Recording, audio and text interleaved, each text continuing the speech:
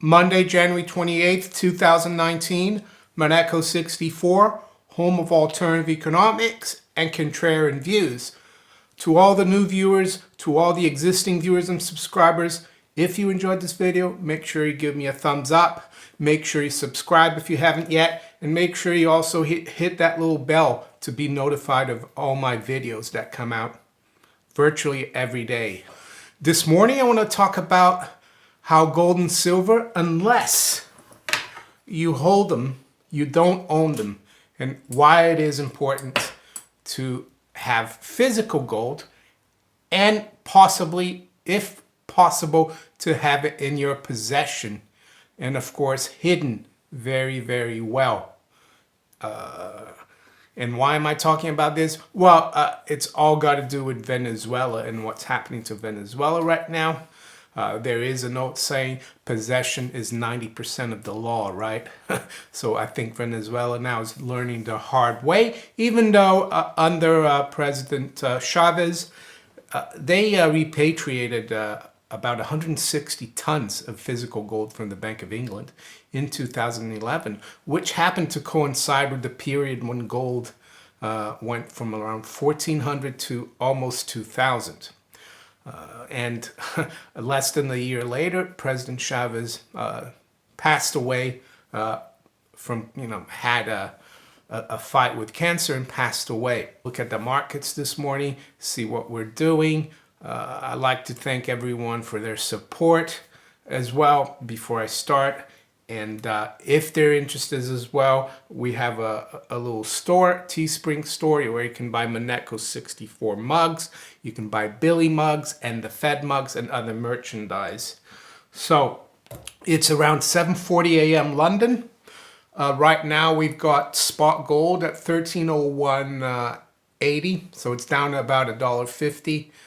The low's been just below 1300, around 1299.50. The high's been 1304.71. So gold's kind of after the big move on Friday, it's kind of quieting down, but it's holding above that 1300 level. Silver's up 2 cents at 1576. Range has been 1567 to 1583. Stock market this morning, the futures, the Dow index, or the Dow index futures is down 88, or just over 1/3% at 24,640. S&P is down 10, and the Nasdaq 100 future is down 0.5% at 67.50. Sterling is down almost 1/4% at 131.75. The euro is unchanged, 114.08. The dollar got hit quite hard on Friday, and today it looks like stabilized a bit against the major European currencies. Dollar's down 0.2% against the yen, though, at 109.30, and it's down another 0.1% against the yuan at 674. WTI crude is down 1.3% at 53.02. 10-year yield virtually unchanged this morning at 275. Gold in Venezuela. The old saying goes, doesn't it? Possession is 90% of the law, and we've learned now that they're making it a political thing. The Bank of England will not release 17 metric tons, I think, of gold that Venezuela has left in the vaults of the Bank of England. I mean, this should be a warning to other countries that their gold at the Bank of England is not safe, that the Bank of England will confiscate their gold or hold it, hold your gold to ransom if you don't do what they want. And what about Venezuela? We're always told that, and I'm not a socialist at all. I'm for very small government, free markets, rule of law, sound money.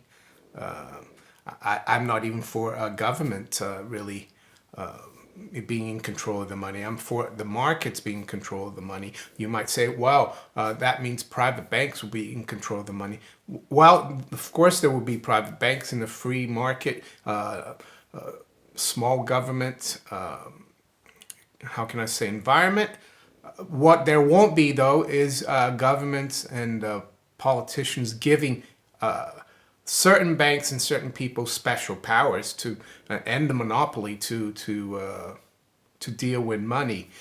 So, yes, I'm not a socialist, and I'm not defending Venezuela, but I'm not attacking them either. A lot of the stuff we see in the news is coming from the mainstream media. People like CNN, CNBC, BBC, and can we really trust what they say?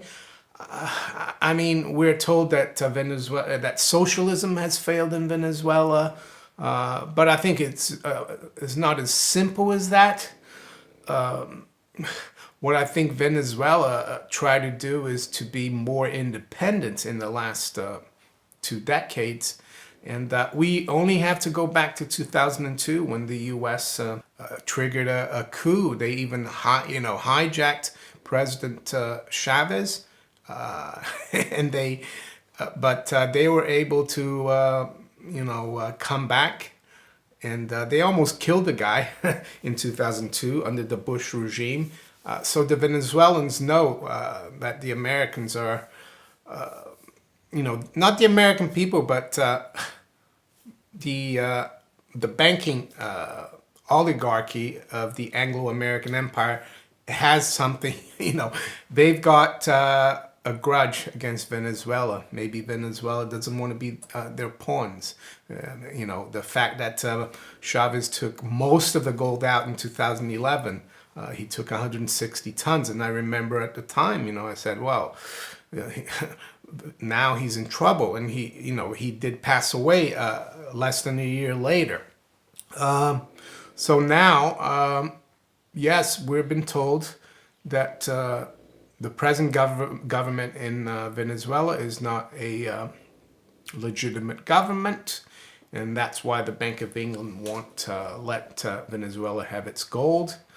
But some of you have watched my videos about the BIS, the Bank for International Settlements. Back in 1938, they released Czechoslovak gold through the Bank of England as well to the Nazi government, to the German government, which had just invaded Czechoslovakia. And they let the Reichsbank have that Czechoslovak gold. That was the Bank of England through the BIS. So that's in the book, The Tower of Basel by Libor, Adam Libor. I recommend that book. So, so it just goes to show that you need to have your physical silver and gold in your possession. It just goes to show that gold is the money of kings, silver is the money of gentlemen, and fiat currency or paper currency is the money of slaves. So if a country wants to have control of its destiny and have possession of its monetary assets, it's a no-no.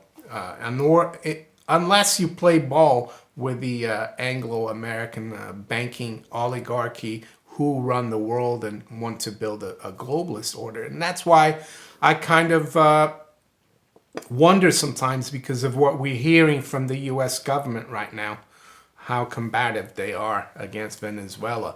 So one of the things I wanted to talk about, we were always told that socialism has failed in Venezuela. I think they use that as an excuse because countries like France have socialism. They've been having protests for 2 months. People have died from those protests. They're tear gassing their own people.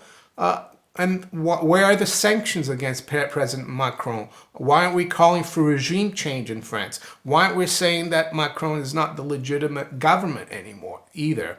So it's a double standard. So one thing I wanted to look at is government spending by country, because we're told that, Venezuela is socialist and it's failed. And I've taken it from Wikipedia, and here we have the tax tax take by GDP, you know, the percentage of GDP. And you see the United Kingdom, 36% of GDP is taken in tax, US 25.1%. And I think this is federal, yeah? Or, you know, central government. Venezuela, 13%. You'd think that the way we hear about Venezuela, that socialism is failing, that number would be closer to 100%, right? And then you've got the amount of government spending by GDP. So United Kingdom, 49%. United States, 41.6%. Venezuela, 40%. Is it really the socialism? Is that just like an excuse to try to get rid of someone that they don't like, someone that's not playing ball, right? And the other thing I wanted to show you, and this is coming from the CIA World Fact Book, list of countries by public debt to GDP. And again, if Venezuela is running such a shoddy economy and socialism is failing, just look at this. United Kingdom, 90% in 2017, the public debt to GDP. United States, 103.8%. Venezuela, 25.8%. So you tell me, who is the socialist? Is Venezuela really socialist? Are they just trying to be independent from the imperialist Anglo-American banking empire? Maybe.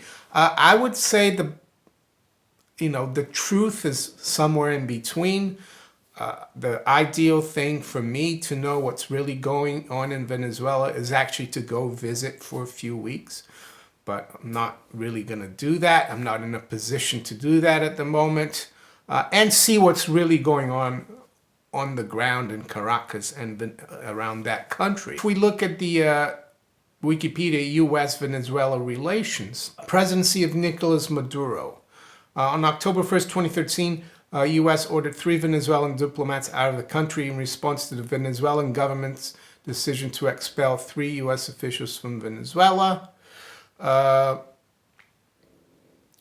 And then we have here on May 18th, 2014, U.S. House of Representatives passed Venezuela Human Rights and Democracy Protection Act, a bill that would apply economic sanctions against Venezuelan officials who were involved in the mistreatment of protesters during the 2014 Venezuelan protests. What about the Gilets jaunes? Is the U.S. House going to impose sanctions on France? December 14th, U.S. Congress passed Senate 2142. March 9th, 2015, U.S. President Barack Obama signed and issued a presidential order declaring Venezuela a threat to its national security and ordered sanctions against 7 Venezuelan officials. So you see, that's one of the other reasons people don't talk about how the U.S. is using its economic power to bring down that economy. And they've done that to many other countries, haven't they, with sanctions.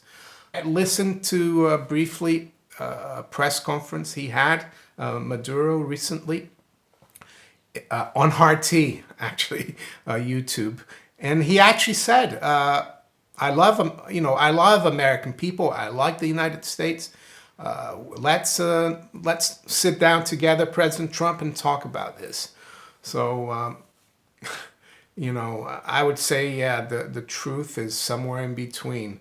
And it even says here, following the election of Donald Trump as President of the United States, CITGO, C-I-T-G-O, a U.S.-based oil company owned by the Venezuelan government, gifted